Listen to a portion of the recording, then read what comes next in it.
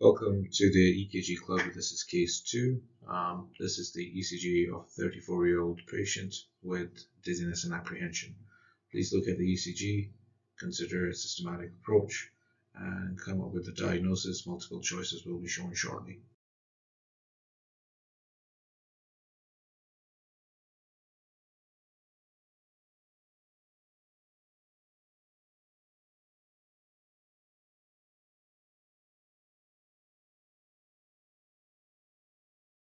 So the options are junctional rhythm, B, sinus bradycardia, C, wandering atrial pacemaker, and D, complete AV block.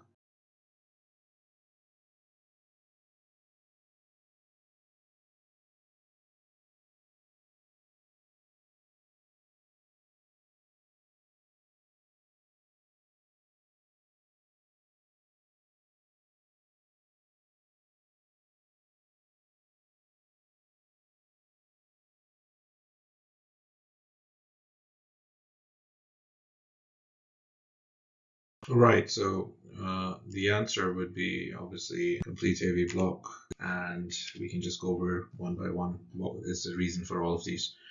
So to begin with, the first thing you've got to see is the calibration okay or not. So over here clearly we can see obviously the calibration is not correct, but the primary problem is actually the voltage, whereas the paper speed is absolutely fine.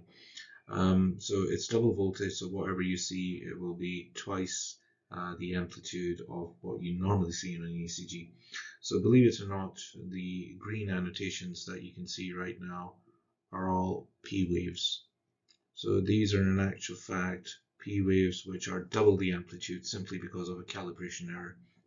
So that means what we can say, if P waves are present, and there must be a QRS in front of it. So unfortunately, in the blue areas, we should be seeing a QRS, but we're not seeing any QRSs over there.